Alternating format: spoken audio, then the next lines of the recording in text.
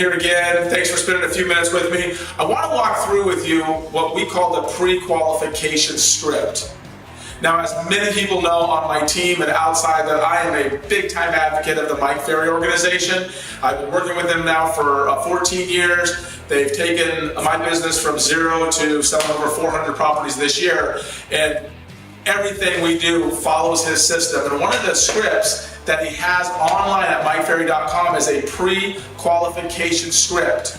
Pre-qualifying your sellers. There's also pre-qualifying your buyers, but pre-qualifying your sellers before you go to their home. So I want to walk through with you why we ask the questions, or the questions that we ask, and why we ask the questions, to help you understand that. So as you set the appointment to go out, let's say tomorrow's Tuesday at 4 o'clock, you want to say to them, before I come out at tomorrow Tuesday at 4 o'clock, there are a couple of questions that I would like to ask you. Is this a good time to do that? The first question you want to ask them is if what I say makes sense, and you're comfortable and you're confident that I can get your home sold, are you planning on listing your home with me tomorrow at 4? The reason you want to know that is find out what their expectations are. They may not have that in their mind that they're going to list it with you, and you certainly want to know that before you go out. Number 2, are you planning on interviewing any other agents for this job of getting your property sold? What's important about that is you want to know what your competition is doing, right? If you are going to a seller's home and you think you're going to list the property, you didn't ask them if they were planning on listing, and you forgot to ask them, are they interviewing other agents, then you could be there with a shock when you find out they're going to interview somebody else, right? So two very important questions. Number 3, tell me again, where are you planning on moving? You want to find out what their goals are. Again, all of this is before you go out, so you can better prepare for your time there. Number 4, how soon did you want to be there? What is their motivation? I've been in people's homes where I thought they were ready to move, but didn't ask the question, and I find out they weren't planning on moving for 36 months. Ouch. They just wanted to get an idea of what the value of the home was. I didn't do my job. I went out there and found out in the next 2 or 3 years they're considering moving. Well, what good does it do then? All the values are going to change in the next 36 months, correct? Number 5, when I see you, how much do you want to list your home for? What's great about this question is how much do you want to list your home for gives you an idea of what their expectation is. As we know as real estate agents, it's not uncommon for sellers to want considerably more money than the home value is worth in today's market. So we want to get an expectation of that. One, for 2 different reasons. Number 1, it gives us an opportunity to prepare how we're going to handle the price they want versus the reality of the market. And number 2 is if there is a price they expect, we can dig deeper into that area to pull comparables to show them what they can get for that kind of money in the marketplace. In that same question, it says this: as a professional agent, I study homes and prices every day. Therefore, I will assume you will list your home with me at a price that will cause the property to sell. You're going to ask that question because they're either going to say yes, or they're going to say, well, as long as I get my number, right?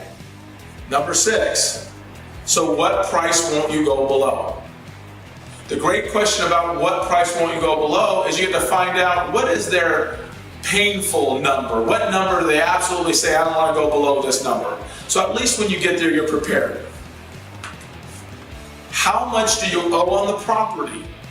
It's important to know how much your sellers owe. If you go to the home, they want $300,000 for the property and they owe $285,000, and the property at $300,000 is still overpriced, to get them priced correctly and pay the selling expenses to pay off a $285,000 mortgage is pretty tough. So it's better to have all of these questions figured out before you get there. Will you help finance the home for the buyer, or do you want all your cash out?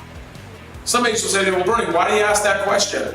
You want to know what their expectations are so you know how to market the property and put certain things in the MLS. So you want to find out, are they willing to carry a note on the property?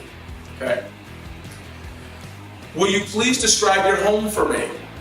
You want them to tell you about the property for two reasons. Number one, it tells you their personality style, which we'll get into in another video. Personality styles are key. There's 4 styles of personality. You need to figure out which personality style they are. This is a great question for that. Number 2 is it tells you what the property looks like, right? Have they done floors, countertops? Have they done any remodeling? Does it have a new roof, new HVAC unit? Gives you an idea as an agent of what you're about to walk into. Number 10.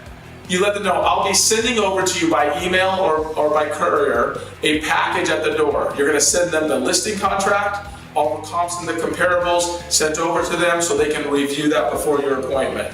Number 11, you ask them, do you have any other questions before I arrive? They're going to ask you all, they may ask you a couple of different things. It's fine, some of them may be objections. I'll share that with you in another video of how to overcome not answer that too much. You also share with them number 12, so you know our meeting should only take between 5 and 25 minutes. Now the 5 minutes we'll have to work on to show you how to go in and get a signature and out in 5 minutes. Most of the presentations are going to take about 25 to 30 minutes. You want to let them know that for 2 reasons. Number 1, you want to keep honest to what the time that they've agreed to allow you to be there. And number 2, you don't want them to think you're going to be there forever, which most agents are typically in a listing presentation for over an hour. I was in one the other day. They told me when I left there in about 45 minutes from start to finish that the last agent that was there yesterday was there for 3 hours. You do ever do a 3-hour listing presentation. If you're doing a 3-hour listing presentation, a 2-hour listing presentation, a 90-minute listing presentation, you are doing something incorrectly for sure. The last one is I look forward to seeing you Tuesday at 4 o'clock. You hang up the phone. So I wanted to walk this through with you. Feel free to email me at bernie@berniegallerani.com. Bernie@berniegallerani.com. I'll send you the script. If not, go to mikeferry.com and go to their script section, and you can pull out he's got hundreds and hundreds of scripts there. Thank you so much. Any questions, give me a call or email, and I look forward to making the next video.